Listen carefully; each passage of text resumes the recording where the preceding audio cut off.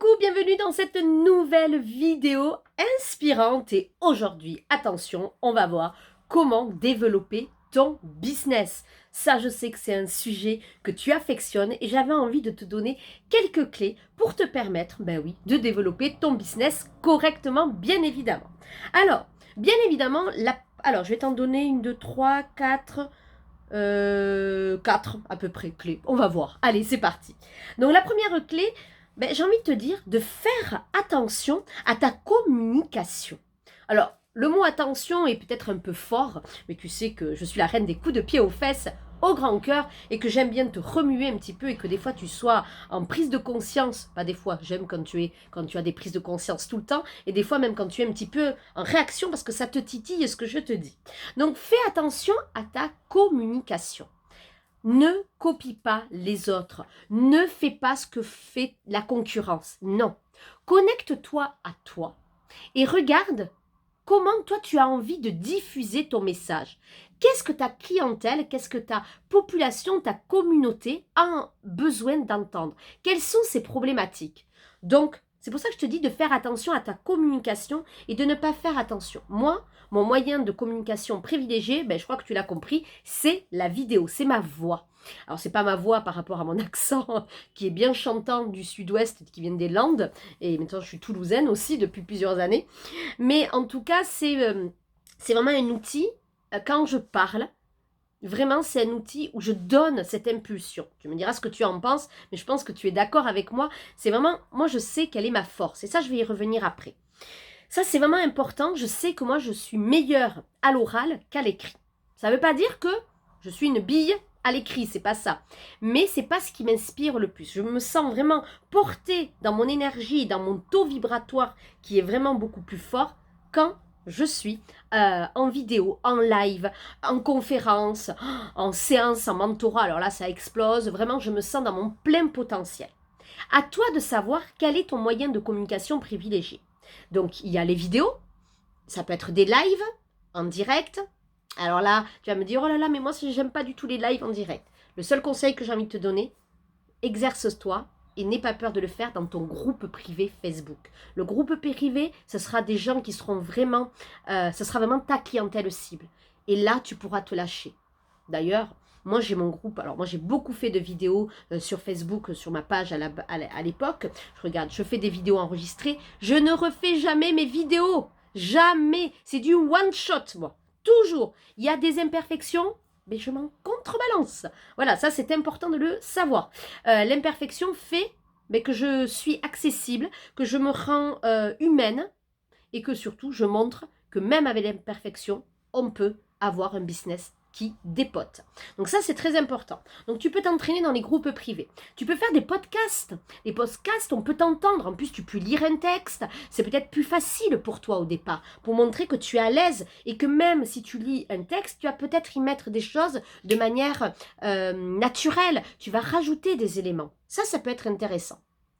Et ensuite, tu peux bien évidemment faire des posts écrits. Il y en a qui sont extrêmement doués là-dedans et qui font passer des choses magnifiques. Donc, n'aie pas peur.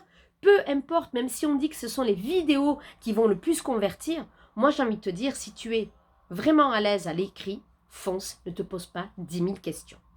Deuxième astuce, c'est assumer ton côté holistique. Car oui, tu n'as pas qu'un seul côté dans ta personnalité, tu es un tout. Et tu n'as pas qu'un seul outil dans ta boîte à outils, tu en as plusieurs. Alors je pense que tu sais ce que ça veut dire holistique, ça veut dire que on prend plusieurs côtés. Par exemple, tu vas travailler peut-être le côté énergétique, tu vas travailler le côté psychologique, tu vas travailler le côté émotionnel, etc., etc. En fait, on travaille une dimension générale. D'accord? On ne travaille pas spécifiquement sur une seule chose. Moi, ce que j'ai envie de te dire, c'est créer ta méthode. Crée ta méthode. Alors, tu ne vas pas révolutionner dans le sens, tu ne vas pas inventer comme Einstein quelque chose d'extraordinaire. Mais en créant ta méthode, comment tu vas faire? Déjà, avec tout ce que tu as acquis comme compétences au niveau de tes formations et de ton expertise. Mais aussi, c'est par rapport à ta clientèle cible, tu as bien testé des choses où tu as vu que tu étais vraiment, ça marchait. Et toi, peut-être que c'était toi avant et que ça marchait et que tu l'as testé cette méthode sur toi et sur ta clientèle. Et c'est ça, créer ta méthode. Moi, j'ai créé ma méthode et d'ailleurs, je t'en parlerai dans une prochaine vidéo de ma méthode en 4 étapes. Alors, les méthodes, je conseille de ne pas avoir plus de 6 étapes parce qu'autrement, on s'y perd, soyons clairs, nets et précis. Ensuite, troisième axe, vraiment pour développer ton business, c'est partage ta vision. Dis ta vérité, dis ton expertise. Les gens ne vont pas venir te voir si tu dis « Ah, je te fais une promotion sur tel ou tel produit ou tel service ». Ils sont contrebalance. On va être clair, net et précis. 80% de contenu, 20% de promotion. Donc, et, petit point, je te dévoile beaucoup de secrets là, hein, attention. 80% de contenu, ce n'est pas à partager du contenu des concurrents. Souvent, vous faites ça. Tu trouves qu'un article est intéressant, tu le partages. Formidable, tu peux le faire de temps en temps. Mais plutôt, pourquoi tu ne te le réappropries pas? Ça t'a inspiré. Et toi, va voir dans ton cœur, qu'est-ce que tu as envie de dire par rapport à cette problématique? Et surtout, il faut que ce soit une problématique qui réponde à ta clientèle. Il faut que ça parle à ta clientèle. Ça, c'est vraiment très important. Mais partage ta vision de la vie. Tu peux aussi partager tes expériences, de ce que tu as vécu, tes prises de conscience. Ça peut être très intéressant aussi. Les gens ont besoin de créer un lien affectif avec toi. Quatrième point, c'est accepter que tu as des parts d'ombre et de lumière. C'est ce que je t'expliquais tout à l'heure. C'est que moi, je sais que mon talent n'est pas forcément dans l'écriture. Voilà, c'est pas mon domaine de prédilection préféré. Voilà, parce que déjà peut-être d'une, ça me saoule aussi, mais c'est surtout parce que je me sens beaucoup plus à l'aise dans un autre domaine. Donc ça déjà, je sais mes parts de lumière. Je sais aussi mes parts d'ombre. Mes parts d'ombre, c'est que je peux être impatiente. Voilà, c'est que je peux vite m'enflammer pour quelque chose et être tout feu, tout flamme. Et après, je vais avoir des moments de fatigue, on va dire, parce que je suis un volcan. Moi, je suis un bulldozer. Je vais tout balayer sur mon passage parce que j'ai une énergie débordante. Mais après, je te promets que tu ne me vois pas sur mon canapé quand je suis affalée comme une baleine.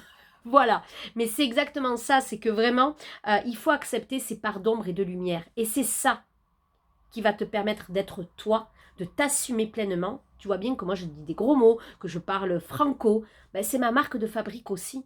Et pourtant, j'estime être dans un grand moment de cœur et d'ouverture. Voilà ce que j'avais envie de te dire. Alors, par exemple, je vais te donner un dernier exemple et qui reprend un petit peu tout.